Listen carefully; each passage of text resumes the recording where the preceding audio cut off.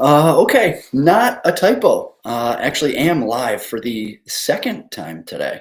Had some technical difficulties on the first go round this morning recording this week's podcast. I had some technical difficulties with a present from Santa here. Someone was on Santa's nice list this year, I think. So, got some new toys to play around with on the podcast. Uh, and I was experimenting, playing around with it this morning, and went to post production, and audio was flatlined through a good portion of it. So I recorded an entire hour earlier today with mixed audio.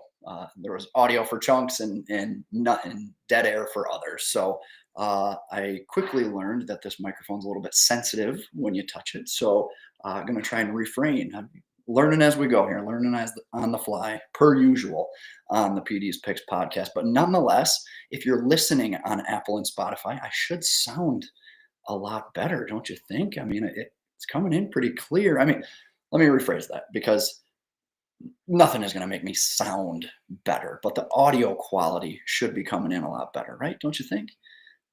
So, nonetheless, new Christmas presents, getting them involved in the podcast here. Like I said, the new microphone. I also got NHL 25. That's right. Like I said, I was on the nice list this year. I got some good stuff from the old fat man. So NHL 25, because yes, I am still a 13-year-old at heart. Big gamer. And I dove into the game a little bit, was poking around rosters, was looking up, nerded out quite a bit, was looking up Michigan high school hockey alumni that are in the game. And obviously was pretty aware of your NHL guys, Connor Hellebuck, Jeff Petrie here with the Wings, Luke Glendening, those types of guys. But then started digging into like the AHL, and they have ECHL rosters on the game, and even some of the European rosters, and was able to dig up a stunning amount of Michigan high school hockey alumni. 28, as many as 28 alumni in this game today. So I mentioned a couple of the high-profile NHL guys, but you still got the guys like Nick Blankenberg, Mackenzie McEachran, Alec Regula, a kid out of Cranbrook from a couple years back. Those are guys I think that are like AHL, NHL kind of fringe guys that are in the game. Did some real big digging and found like Andrew Rowe, who's playing for EC Red Bull Salzburg in the Ice HL over in Europe. Will Weber is playing in the DEL. John Letheman is playing in the Finnish Liga. So there's also a boatload of guys playing in the ECHL. So I'm thinking we might be able to have a little fun with this as the season unfolds. And maybe we put together like a Michigan high school hockey alumni team and upload it, and we'll do some streaming and try to win some games with an all Michigan alumni team or something like that. Have some fun with it. And also Brooks Rogowski, right? OHL draft pick over the summer, was a sophomore for Detroit Catholic Central as recent as last season.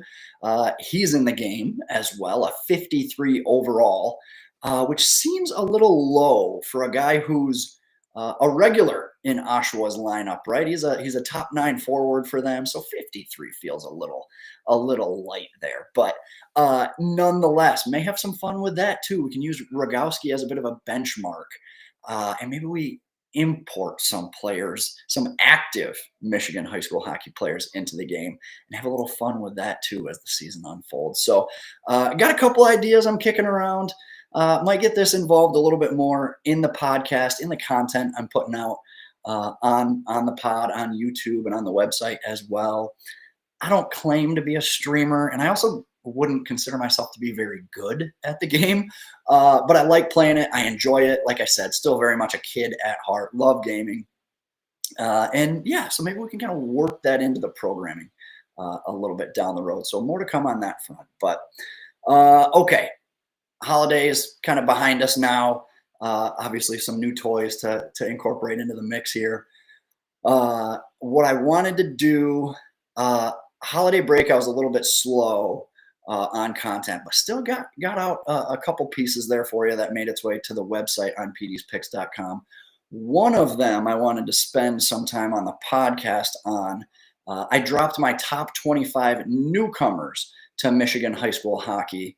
Uh, as you recall, obviously, most of what this podcast was built upon was the top 100 returners to Michigan high school hockey, that list that I do annually preseason.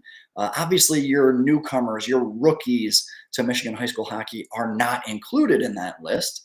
So now that we're at the unofficial halfway point of this season, I wanted to put together a list of strictly newcomers, strictly first year guys that have made an instant impact to their program, who have uh, showcased themselves in a way to be top prospects in the game already in short notice. So, top 25 newcomers, that's been on the website for a little while now, but I wanted to dive into it a little bit and spend some time talking about some of my favorites from the list. If we could do that, let me see here. I got that up and running. Let me set the stage there real quick one more time on the top 25 newcomers to Michigan high school hockey. As I mentioned here, I got the screen up here. If you're watching on YouTube, let's see, can I do this? Here we go. Split screen here. You can follow along if you're watching on YouTube. If you're listening on Apple and Spotify, I'll do my best to kind of highlight what we're looking at here with the top 25 newcomers to Michigan high school hockey. I'll start off here with 19 through 25. Right out of the gate here, number 25, Logan Scheidt. I like what's going on with Lakes United. Goalie Jacob Van Sweden was an MDHL guy and competed well against some of the top players in the state this past fall. And now you got guys like Logan Scheidt here, alongside his brother Brady Scheidt, Carl Merkel. They're out to a 10-2-0 start this season. Logan's been a big reason for the growth of the program that the program has achieved, and hopefully continues to accomplish. As I think he's just a sophomore now. So Van Sweden, you get him in the MDHL. You've got some younger guys that are contributing and that you can build around for the future. I really like what's going on there with Lakes United in particular. So, okay, one more here. How about Carter Dominowski? He was a standout on Fox Motors the last 2 seasons. Good size, good skill with and without the puck. I talk about guys in that characteristic quite a bit on the podcast because it's a unique skill to have at this level in particular, right? When you can play at a high level without the puck as well. So, and I also love prospects with a visible hockey IQ and just understanding of the game. And I think that's Dominowski for you here. So, okay, we'll keep moving along here. My next batch of what, 2, 4, 6, 7 guys. And again, there's a write up on each one of these guys from the top 25 on the website on pdspicks.com. So if you want to spend a little more time, or there's a certain player that piques your interest that you want to see more about, head on over to the website and it's all there for you. So, okay. Shaun Story here at number 16 out of Cap City. He's a big kid in net and may only get bigger. Just a junior, and he's already 6'3". And he's not just literally big, but he's figuratively big too. Story's been a major reason for Cap City's 2 biggest performances of the season. A 3-2 uber competitive loss to the top-ranked Livonia Stevenson squad, who came up to East Lansing a couple weeks back. He was obviously a big player in the Caps 1-0 shutout win over top 10 ranked Cranbrook as well. That kind of goes without saying. Those are arguably 2 of the biggest regular season games in program history for Cap City. And he's played a major role in both of those games. So, one more here from this batch, Braden Buckler for Rochester United. I loved this kid at MDHL tryouts back in August. Was very surprised to see him not make the cut, but nonetheless, he's got 10 goals and 19 points to start the season. And just a big reason, I think, for RU's pretty quick turnaround. I think I'm not even sure they expected to be generating this much success this early. After last year's year was a bit of a struggle, some challenges and whatnot. They're out to an 8-3-1 start and got to be feeling good. And obviously Buckler being a big reason for that. So okay, we'll get into one more group of 7, and then I'm going to go one by one for the final 4. How about that? Okay, I got Isaac Embry here. So him and Levi Young. Levi Young was I had him on the previous slide, but if you haven't seen what's going on with Lakeshore, Embry played for VH16s last season that went to USA Hockey Nationals. Similarly, Levi Young was playing for a 15U Fox Motors team that was, I think, top 25 in the country. So both of them make the move to high school and choose to play for a Lakeshore team that was 0 for their last 43 games. They hadn't won since February of 2022.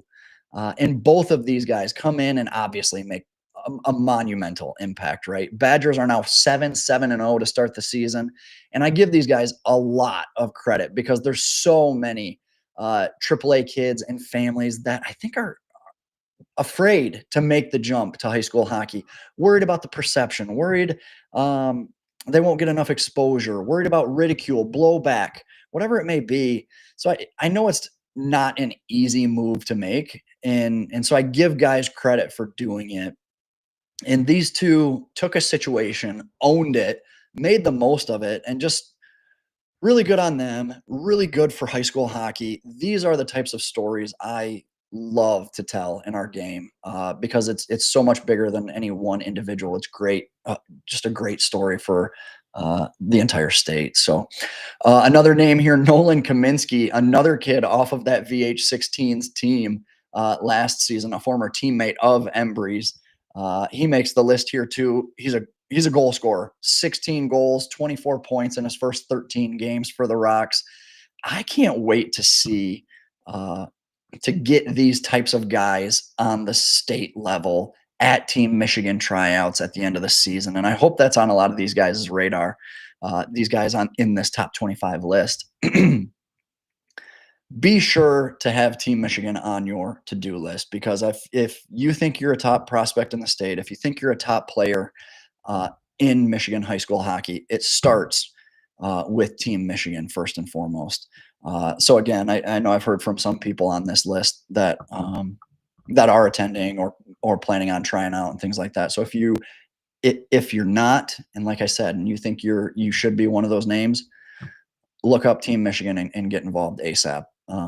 Because I think it's just a really good opportunity to showcase the best in Michigan high school hockey, regardless of where you play. And that's why guys like Embry, Young, Kaminsky here, those names kind of resonate with me in particular for stuff like that. So, okay, we'll go to number 4 here. I got Luke Storm out of Howell.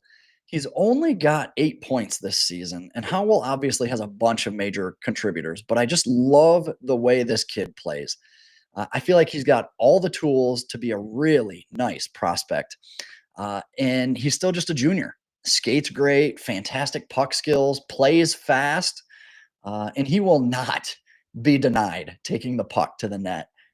He goes to the paint strong, like a basketball player taking it to the rack.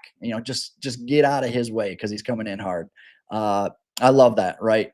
Put a shoulder down, get to the net front, get where goals are scored, and make something good happen. So I love that of a guy like Luke Storm. Eisma, big time standout at the MDHL this fall, gets out to 18 points in his first 13 games. He elevates this Granville team from being a really good, like 30 to 50-ish ranked team in the state to a legitimate top 20 caliber team in the state. He's been great for the Bulldogs.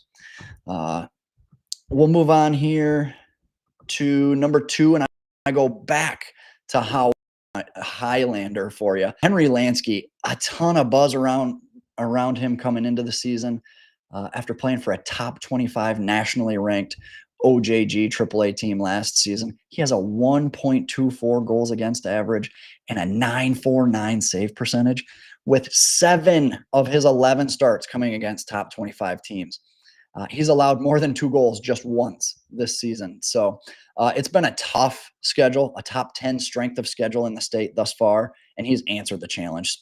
Spectacular showing so far out of Lansky. Okay, my number one player here, Justin Bloink from Catholic Central, might have the highest potential of anyone on this list right now. Just great skating ability, good deception skills and footwork with the puck. Some other features to his game that won't really slap you in the face or be blatantly obvious as you're watching as a fan, but great gap control, really good defensively. Plus, he's got a point in 7 of CC's last 8 games. So, pretty special there. Got a lot of players to watch moving forward here from my top 25 newcomers to Michigan high school hockey, rookies, if you want to call them that. And what I like about this list is a rookie in Michigan high school hockey terms could be a freshman, could be a senior. So it's kind of a unique list. And all these guys to varying degrees. You're either a top level prospect or you have a huge impact on the program, a ton of potential. There's a lot of different kind of levels or measuring sticks as I was putting this list together. You know, some have a ton of potential, others have big impacts on their program, and some are super skilled right now and top level prospects. So this group right here is why I had such a tough time with the top 100 returners list in the preseason. And I prefaced that podcast by saying the best player in Michigan high school hockey might not be a returner. And this list is why, because there are some damn good first year guys that I wouldn't be surprised one bit to get serious dream team and Mr. Hockey consideration at the end of the season here. So, okay, games of the week. Now, this is going to be a little unique, and I might even try to drop in on these games in real time if I can open up Live Barn here. I'll get into my games of the week, but it's a little bit tricky because one of my games that I highlighted was last night. And update for you, Marquette and Jeffers played last night. That was my first of, I think, 9 games on the docket for games of the week. The public picked Marquette, and your boy picked Jeffers, who won 6-5. Big come from behind win last night to give me one more notch in the belt over the public here in our games of the week competition this season. Couple other games I have spotlighted. I want to see if we can drop in on it and we can do like a score check. We'll do that in a second here. So games of the week, Wednesday, time of taping. These games I think are literally going on right now. But there's still time. You can head over to pdspicks.com. Link is in the description to these games. And you can make your picks for games of the week, minus last night's, obviously, and then the 2 I got for tonight. But there's still quite a few the rest of the week that you can still submit your picks on. So I'll still run through my preview for this, albeit puck drop has already happened maybe about a half hour ago. Dexter and Pioneer play tonight. That's the number 1 team in the SEC White taking on the number 1 team in the SEC Red. Dreads are oozing confidence this season with a 9-2-0 record. Jeremy Schroeder, Jaden Boomauer are a really good 1-2 punch in that conference. But Pioneer has a leg up in the competitive schedule department. Matchups like this are where the Pioneers' dual enrollment in the Metro League, I think, pays off. I think this is a close game, much closer than it's been in years past. But ultimately, I think Pio prevails there. I said 4-3. I'd like to do a live look in, but I don't think Vets has Live Barn. This next game, though, I might peek in on here. I don't know if they're on the East or the West rink, so we'll have some fun here. Actually, wait. I'll give my preview, and then we can do a score check real quick. A rematch of a game between 2 top 25 teams that played, I think, just 14 days ago. Granville hosts Grand Rapids Catholic Central. Now the Cougars shut out the Bulldogs 2-0 in the first matchup. But I don't know how long you can keep that high-powered offense at bay. You got Landon Smith. You heard me talk about Bennett Eisma a minute ago. Lewis Gardine. A lot of weapons on that Granville team. I think they finally find a way to break through. Maybe not in bulk, but I see Granville edging out a low-scoring, maybe 2-1 type of game. And this is going to be a first on the PD's Picks podcast because we're going to be able to drop in on this game live. I don't think I can screen share and show you guys the game. I think that's probably some type of breach or I don't know, some type of flaw in the system there where you can't restream a paid broadcast, whatever it may be. Anyways, here we go. Looks like the first period, just under 4 minutes to go. I don't know if I think it says 2-0, and it would be my Granville Bulldogs. I think that's what it says. The scoreboard's a little hard to read. Well, how about that for a live look-in? We've never done that before. That's kind of cool. Maybe we'll do that moving forward. So again, still early, but my Bulldogs have the 2 goals I promised you. So there's that, and they're out to a lead. GRCC, that's a tough spot to try and dig yourselves out of a hole. I don't know that they're built for that type of game to play from behind there. I feel like they're a lot better with the lead and being sound defensively, as opposed to chasing a deficit there. But okay, nonetheless, we will move on to Thursday. I got a couple games Thursday and obviously the rest of the week.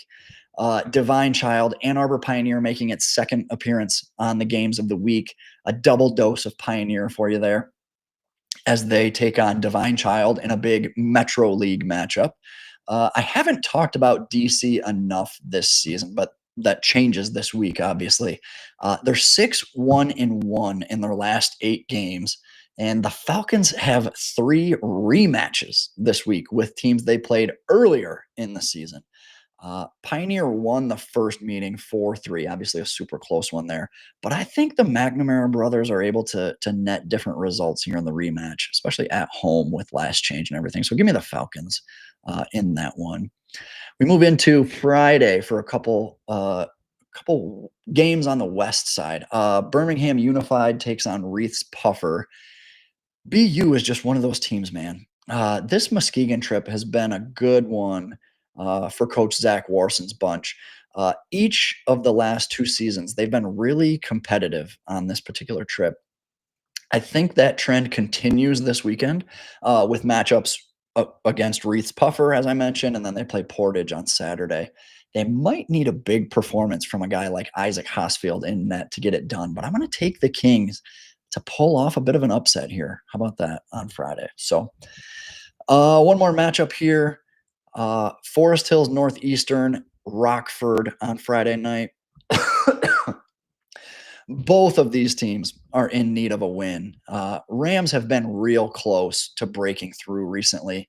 They've got a couple opportunities leading up to the MIHL showcase to earn some victories and feel good about themselves before that big stage.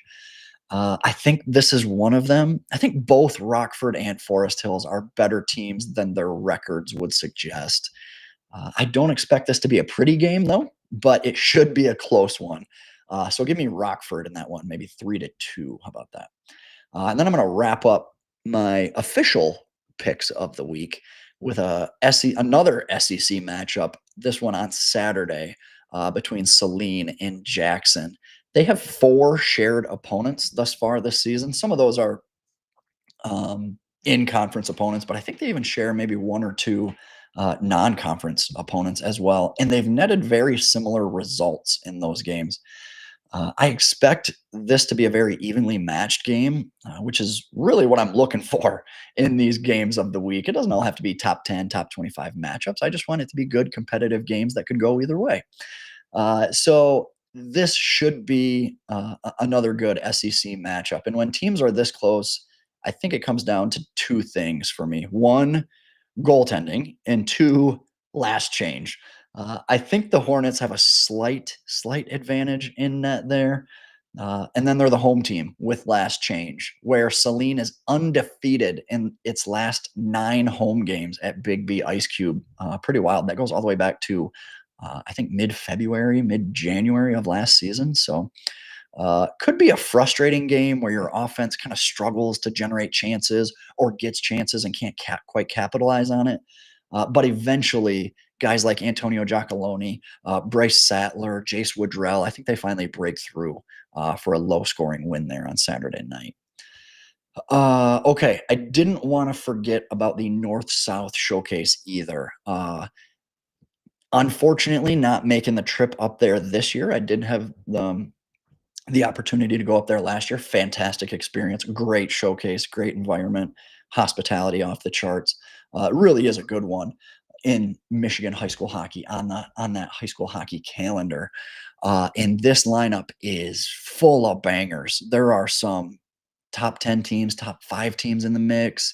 You got some teams coming in for 1 game, other or no, never mind. I think everybody gets 2 games here, but nonetheless, you got teams up and down the statewide rankings, all varying calibers. But then you've got some of the top tier programs in the mix as well. So I really I didn't feature them in the picks on pdspicks.com, so you can't make submit picks for this, but I did still want to on the record on the podcast make some very quick hit picks for the North South Showcase. So action gets underway Thursday with 2 games. You got Big Rapids versus Bay City. My Bay City Wolves. God, I love that team. Nash Leonard playing fantastic for them in net. I'm not sure Big Rapids has enough to solve Leonard there in net. So I'm going to take Bay City in a low scoring one. The other game on Thursday is Heritage in Allen Park. Those are 2 teams that need a win desperately too. Good opportunity, good evenly matched game there. I'm going to go with Heritage in that one in particular. As we move into Friday, action opens up with Granville and U of D. U of D, big win on Saturday, I believe. Pulled off a stunner of an upset over Trenton. And so they're got to be feeling pretty good about themselves after that one, but I'm not sure. Uh, I like this Granville team, and this is a tough spot to be in. So I'm going to stick with Granville here, kind of the obvious pick. But hey, U of D starts pulling off more upsets, and they're going to draw some attention. Next matchup here, Eisenhower and Bay City. Bay City is basically done at the showcase before some teams even show up. They get their 2 games in and they get out of Dodge. Ike and Bay City. Ike might have enough offensively to really threaten Bay City. I'm going to take the Eagles on that one. Give me Eisenhower. Big Rapids and Allen Park. Big Rapids would be 0-1 in the showcase at this point. If games go the way I think they're going to go, Allen Park would be too. This is a tricky one. Um, I'm going to go with the Jags. I'll go with the Jags. I know they've got some sneaky good talent there. Maybe struggling a little bit keeping the puck out of their net, but I do think at the very least they have the ability to generate some offense in a pinch. So I'll take the Jags in that one. Plymouth and Chip Valley United. This is a great opportunity for Chip Valley, but you get to draw a top-notch KLAA team with some really good studs, some horses on that team. Uh, it'd be a win just for Chip Valley, I think, to compete and show well. But ultimately, I'm going to take Plymouth to prevail there. Howell and Alpena. This is one matchup I definitely have circled and have on my list here to tune in for on Friday. Big opportunity for Alpena. I'm going to elaborate on that a little bit later in the pod. But ultimately, it's Howell to me, and pretty convincingly. But I think Alpena can still leave this weekend feeling really good about themselves if they can compete and show well in 2 very tough games. And we'll get into the other one here in a minute. Saginaw Heritage wraps up its weekend with a game against Kingsford. I like this Kingsford team. They've got some guys who can play. Gavin Moore, Jake Crockford, both those guys were guys I liked when I saw them at this very event last season. So I don't know if they have enough to upend Heritage, though. That's going to be a really tricky game. Give me Heritage in that particular one. Clarkston, Sault Ste. Marie, great matchup for Sault Ste. Marie to get these guys on your schedule and get a crack at a top notch uh, state championship caliber team. This could be a little bit closer, but ultimately I'm going to take Clarkston. Clarkston's kind of starting to roll a little bit. Big win over a top ranked Livonia Stevenson team last Saturday. I think Clarkston's starting to click a little bit for the boys. And Sault Ste. Marie being up next, that just caught in the crosshairs. Not good timing there, I think, for the Blue Devils. Marquette and Forest Hills Central, another good matchup. Marquette, as much as I love this team, they've been reeling as of late, man. A couple losses piling up, and obviously the one last night that I mentioned to Jeffers. So I'm gonna go with my Forest Hills Central Rangers there to get another win over Marquette. Traverse City West and Genesee play as the night goes on. Give me Traverse City West in that one. I love me some Callan Ray. He's fantastic on the back end there. And I'm not sure Genesee has anybody to that caliber that can hang with him. So I think in a pinch, worst comes to worst, I think a kid like Ray is good enough to take over the game in that instance and seal the deal for West. Bay Reps, Midland Dow. This one is going to be close. Boynton Fisher in net for the Bay Reps gives them a chance in every game. So I know Midland Dow. I know that a lot of people in Mid Michigan are super high on the Chargers, and for good reason. They're off to a good start. But I think this game could be a little bit tricky. It's not going to be easy to generate offense against a kid like Tyler Boynton Fisher. So I think this game could be uncomfortably close. But give me Dow to prevail, 2-1 type of thing, 3-2, 3-1 with an empty netter or something like that. Heartland and Escanaba, another great matchup. This is a fantastic opportunity for Escanaba, who has some top level talents in Nolan Bink, Graham Johnson, Cully Hayes. Those guys are going to be tested in a big way against the number 2 team in the state in Heartland. So it's a great litmus test to see how those guys can compete against Heartland's depth and things like that. So it's a great opportunity for Escanaba, but ultimately, obviously, going to take the Eagles there to prevail in that matchup. And then Traverse City Central and Livonia Stevenson close out action on Friday night. I think Stevenson handles business there pretty decisively. Saturday, Howell and Sault Ste. Marie open up action. Give me Howell in that one. Another great opportunity for Sault Ste. Marie. I wouldn't be shocked in the least if they ended up pulling off an upset over one of those two opponents. But ultimately, I'm going to stick with Howell here. Kingsford and Genesee. You heard me talk about Kingsford a minute ago. I'm going to go with the Flivers in this matchup. I think that's a good spot for them. Bay Reps and U of D. I just don't know that U of D will have enough offense or be able to create enough offensive opportunities to solve Bay Reps goaltending and structure in the D zone. So I'm going to take the Reps in that one, and the host team getting a dub on Saturday. Clarkston and Escanaba, another fantastic opportunity for the Eskimos, but ultimately going to take Clarkston there, just considering their depth and just the momentum they've started to build here throughout the last couple of weeks. Marquette and Livonia Stevenson. This is actually probably going to be a must-watch game when you look at the lineup on the showcase, on the North-South showcase. Both of these teams play fast. They forecheck their faces off. This would be a fun game to watch. Like I said, just a track meet up and down the ice. I'm expecting a lot of offense in this one too. So take the over. This could be like a 5-4, 6-4 type of game. A lot of offense, I think. But give me the Spartans in that one for sure. Heartland and Alpena, again, another huge opportunity for Alpena. But I think Heartland is just too deep, too disciplined, too sound. That it'll be all Eagles there in this matchup. But even if it's a competitive 4-1 loss, or maybe you find the back of the net a couple times in a 5-2 type of game, Alpena can still leave this weekend feeling really good about themselves, even in defeat, playing teams of this caliber. So Chip Valley United and Midland Dow. Did these two teams play earlier I could have swore Chip Valley played somebody from mid Michigan, but nonetheless, Good matchup here. I'm gonna go with the Chargers. I think that would give them 2 wins on the weekend. Did I take them in their first matchup? Yeah, I did. Uh, so this could be a big weekend for Dow. If they sweep the weekend, a big statement, big opportunity, and 2 very competitive matchups. So give me the Chargers in that one. You got TC West and Plymouth as we start to round out the weekend.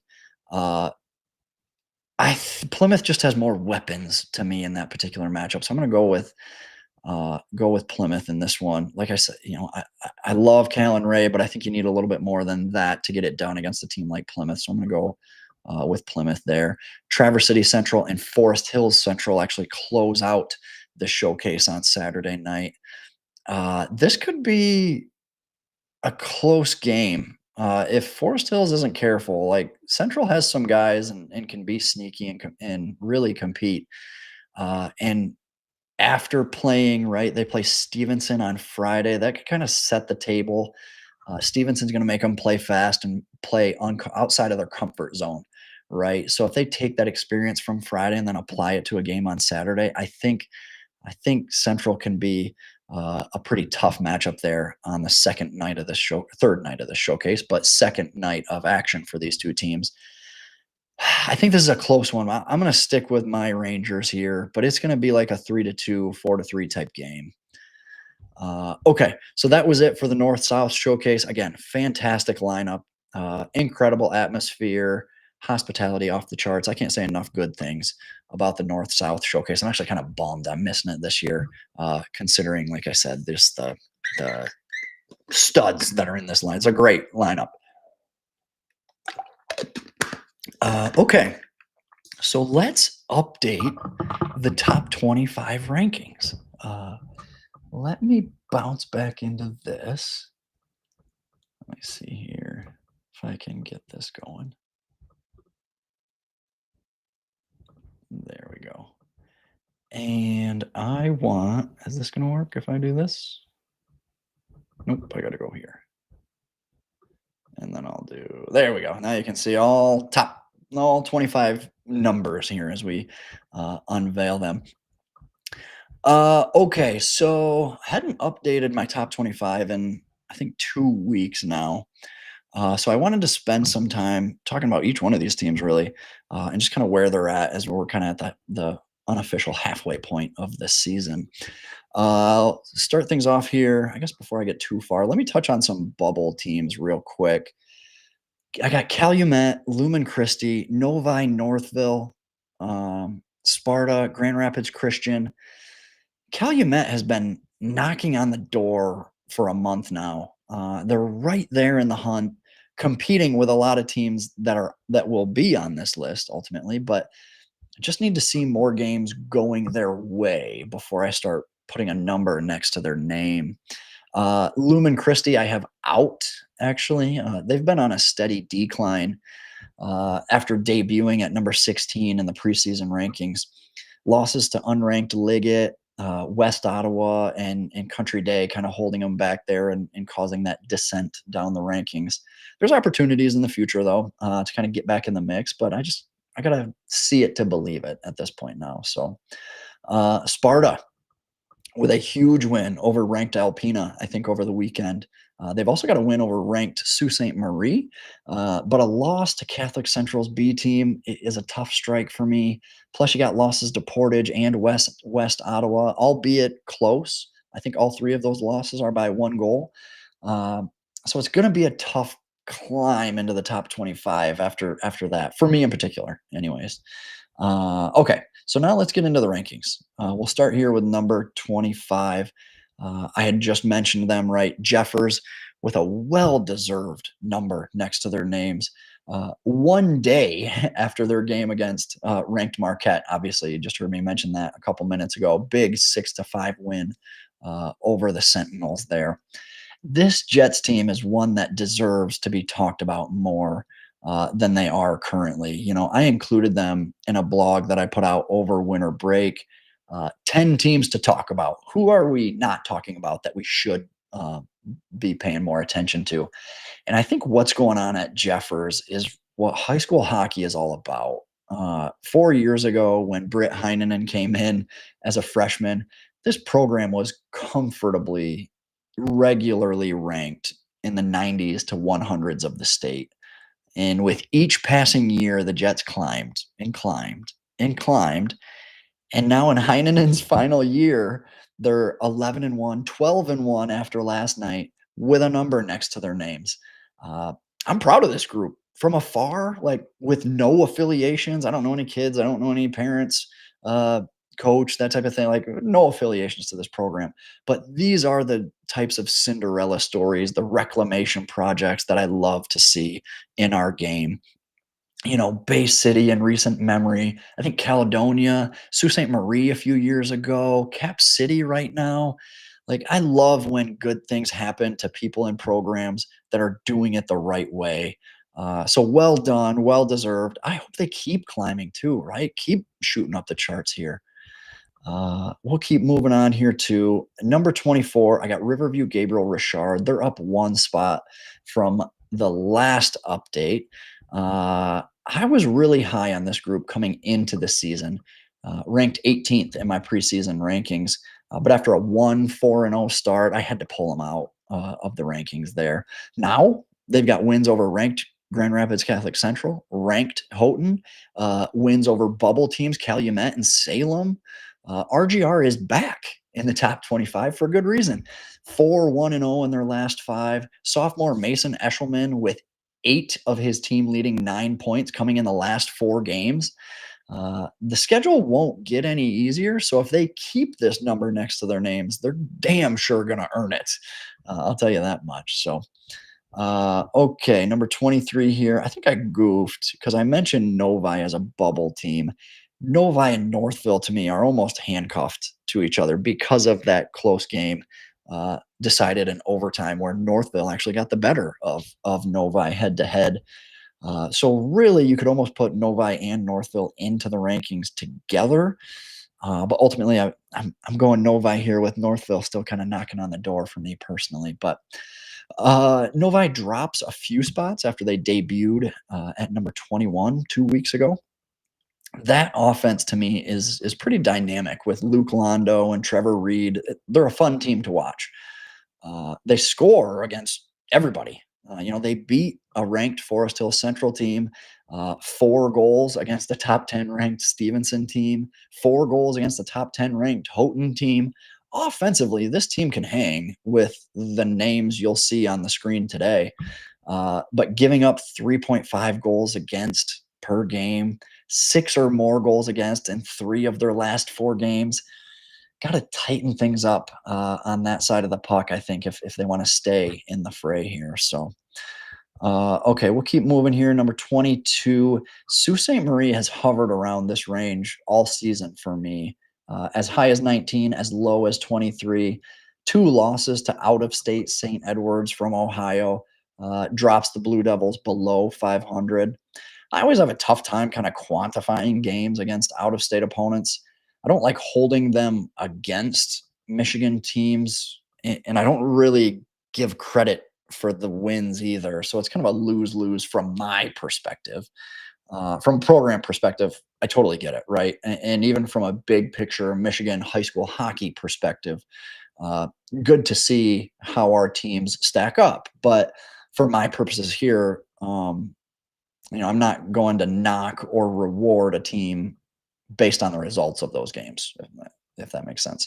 3 of the Sioux's losses have actually come against out-of-state opponents too. So they're 1-3-1 in their last 4. I believe in this team. I think they belong here. 3 of their next 4 games come against teams that'll be on the screen tonight. So there's plenty of opportunity, I think, for them to still kind of prove their worth and prove they belong here in the mix. 21 Grand Rapids Catholic Central. We just checked in on them a minute ago in their game against Granville. They're up 3 spots after debuting in the rankings last time. They ain't pretty. They ain't sexy. I'm not even sure it's a fun watch. After I'm done with the podcast, I plan on circling back to that game, but the results are undeniable. They're a low-scoring, defensively sound, scrappy bunch that's found a way to be effective. So, 4 of their 5 losses are at the hands of teams in my top 25. So I'm gonna draw. Oh, I mentioned I was gonna circle back and watch this game against Granville. Should be a good one. Uh, I already mentioned the rematch after 2 weeks, so I won't spend any more time on that. But okay, we'll keep climbing up the rankings here. We'll go into number 20. My Forest Hills Central Rangers are up 3 spots in the rankings as well after a 3-3-0 start that included a 9-2 drubbing at the hands of top 5 ranked Heartland. The Rangers played 4 straight games against top 25 opponents, going 2-2-0 in that stretch. This team is starting to round out into form. And how about Eli Lipke's team leading 11 goals, with 4 of them coming against ranked opponents? They've got 5 guys in double figures for points already, too.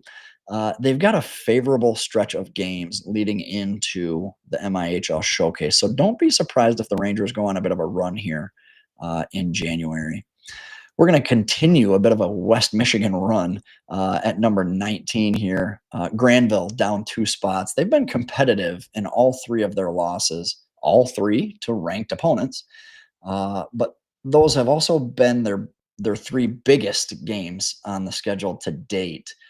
This Bulldogs team is another young group. I like them a lot with loads of potential and promise. But the results got to start going their way to avoid falling any further in the rankings, I think. An important matchup, as I mentioned, against number 21, Grand Rapids Catholic Central, going on right now. They've got Houghton and Jeffers coming up on the schedule as well. They're set to play 10 games in the month of January alone. I don't think that's a typo. So it's a huge month with a lot at stake for Granville. Number 18, I got Alpena remains in this spot. A 6-4 loss to Sparta over the weekend was a little surprising.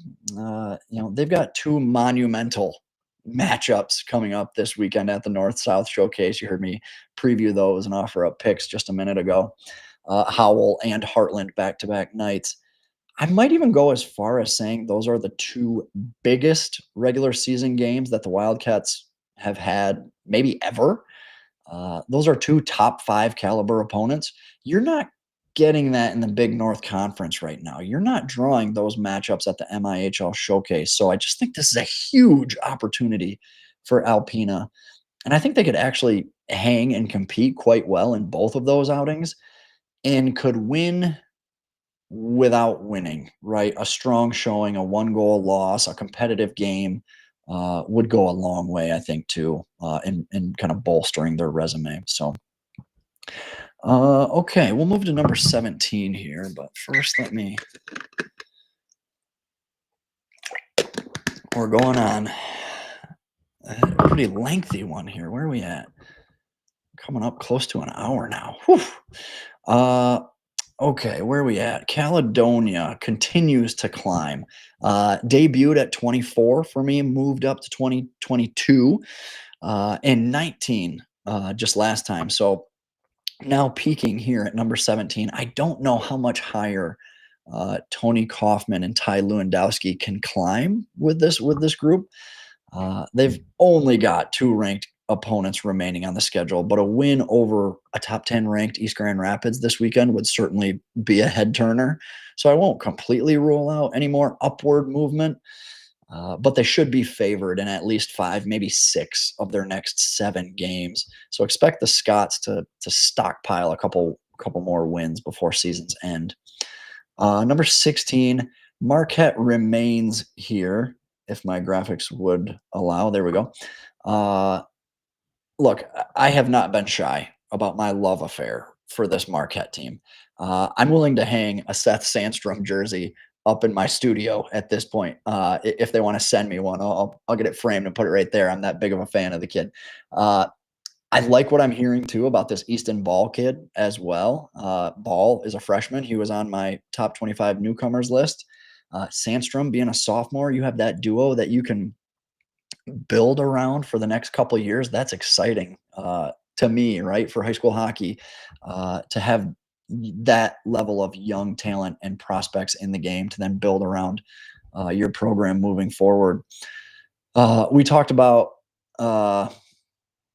After opening the season, though, with 2 wins on the road against ranked opponents, the Sentinels are just 1-4-0, 1-5-0 now after last night against top 25 teams. 6 of their next 7 games are against ranked opponents, plus the MIHL Showcase. This may be the toughest strength of schedule for anyone in the month of January, so it's kind of sink or swim time right now for Marquette. Okay, 15. I got Byron Center unchanged from the last rankings, but they're on a bit of a skid. They're just 1-3-1 in their last 5, all against ranked opponents. But really, the Howell game is the only one they haven't been competitive in this season, and I'm still not sure it was as bad as the score suggested. It was 5-0 heading into the third, but shots were 39-21. Like that, I don't know. That's just not that lopsided as the score indicated. Sometimes it just doesn't break your way, right? And then things kind of snowball on you too. So they need Braxton McKee to get going a little bit too. Just 1 assist in their last 4 games. He had a 9-game point streak that got snapped right before winter break. He's got 23 points to open the season. I can't imagine he stays quiet for much longer. So if he gets going, the Bulldogs are going to get going too there. So not too worried about them. Number 14, out of action since December 19th. Brother Rice goes 22 days between games before heading to the UP this weekend for back-to-backs against Howell and Calumet. They were down to just 14 skaters in their last game against U of D. Hopefully, the holiday break kind of served as an opportunity to get healthy a little bit. They come back from the UP road trip with a pair of top 25 opponents, including rival Catholic Central next week. So Rice starts 2025 off with some bangers. One team to watch, I think, moving forward, because they could climb up a few spots just as easily as they could fall a few spots as well. Okay, we'll go continue moving on up. De La Salle at 13 has been in this range all season: 15, 12, 14. Settled in here at number 13, 6-5-0, but not a bad loss on the rap sheet. 4 of those wins, too, have come in the last 5 games. Pilots should be favored in maybe 7 of their next 8, I think. So watch this win total kind of swell pretty significantly in the month of January. 13 different goal scorers, just a total team effort out of this bunch, which has been really impressive. Even sophomore Chris Posios gets in on the action, goes into the lineup for the first time this season against Eisenhower, first game, and scores a goal.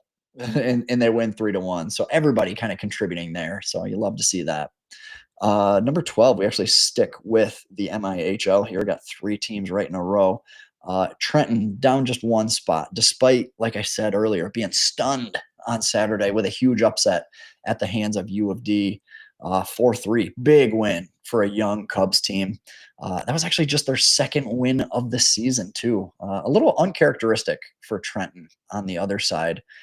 But the first weekend coming back from break after a long layover, it was a weird weekend, I think, of games. Don't apologize for winning. I never say that, um, but there were quite a few results this past weekend that I was kind of scratching my head over, like, wow, really? Like they beat them? But this obviously being one of them. But how about Trenton's leading scorer here though too? Donovan Durbin, first year guy, had him in my top 25 we just went over a little while ago.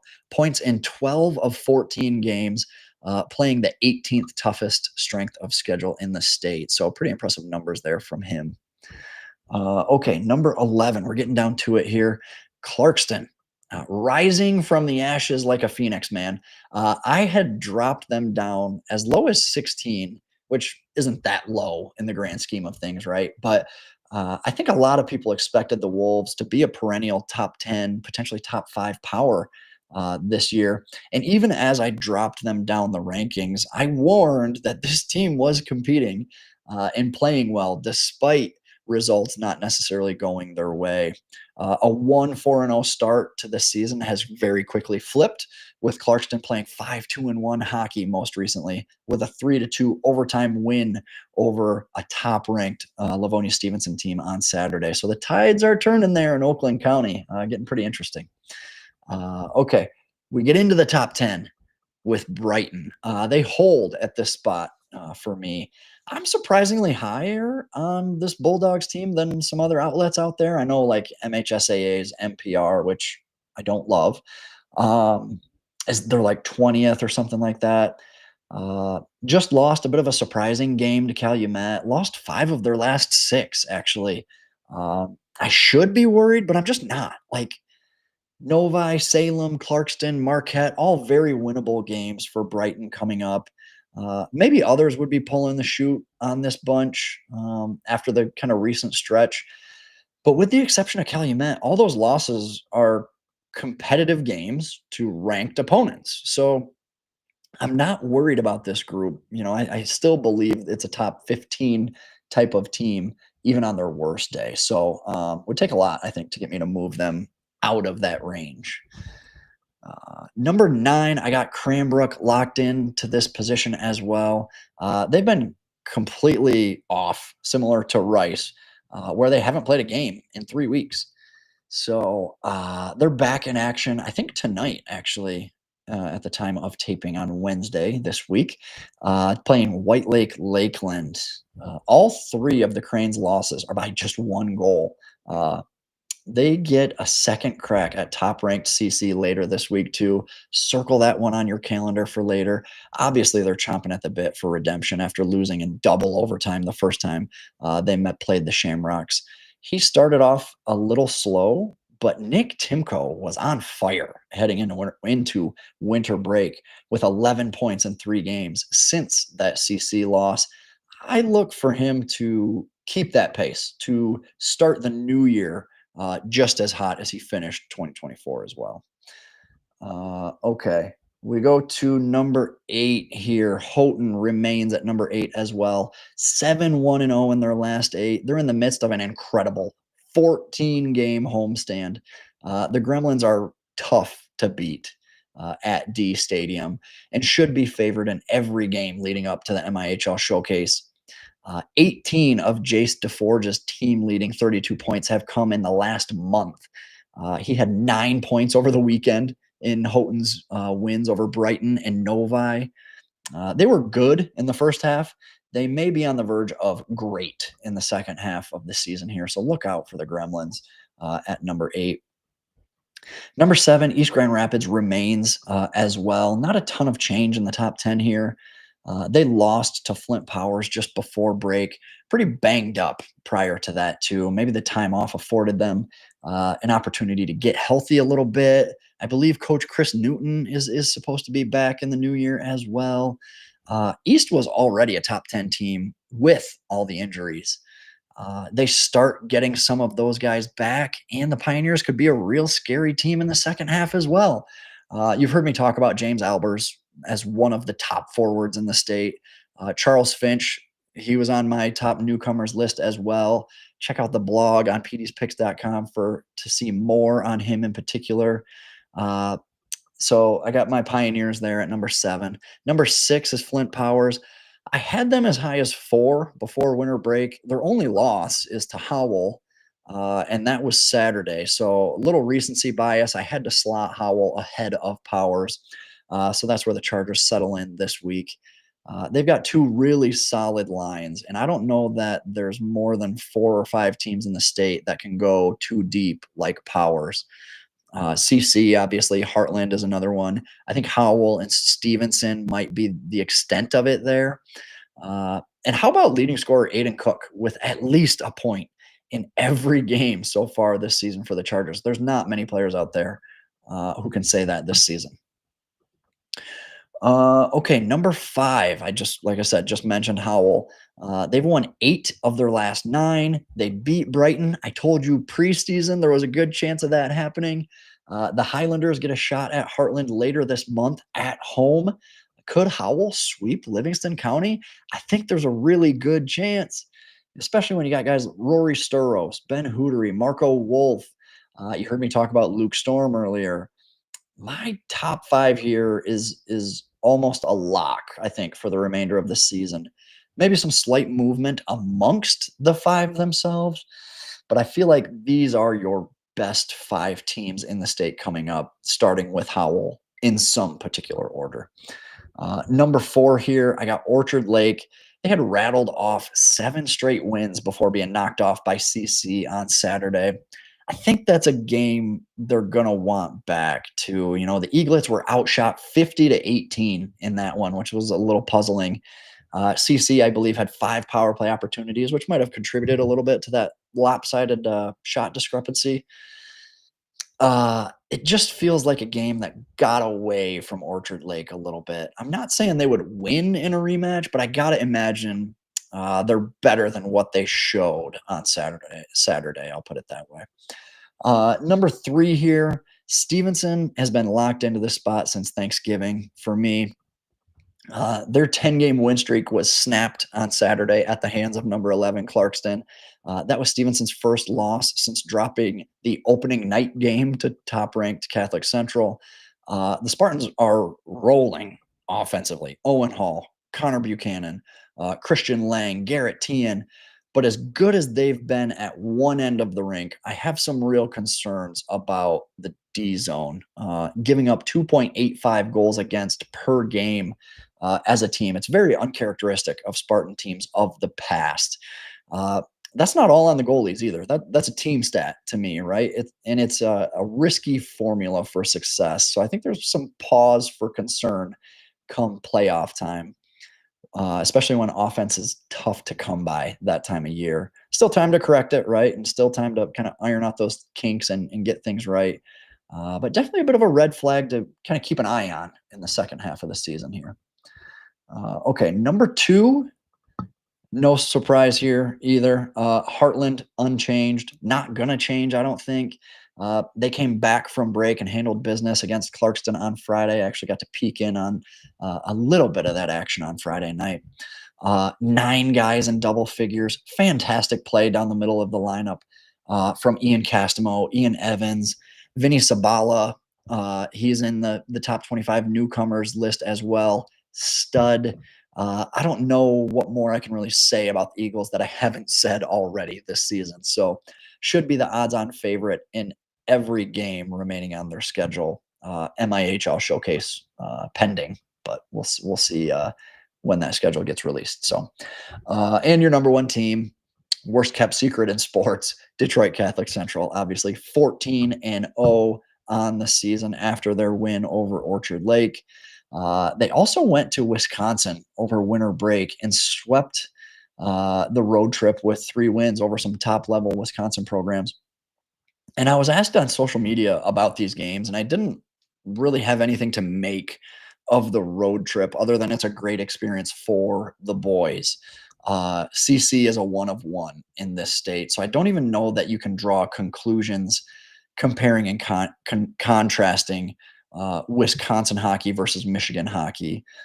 If it was Salem or Byron Center or someone like that played out of state games, I think that's maybe a bit more indicative of how Michigan high school hockey stacks up in the state in a setting like this. But I just wasn't going to put much stock into these Wisconsin games, win or lose, because I don't think it's indicative of any major takeaways for anyone other than the teams involved. So good on CC for going out there and getting the wins, though, for sure. And by all accounts, great competitive games for them to get. So yeah.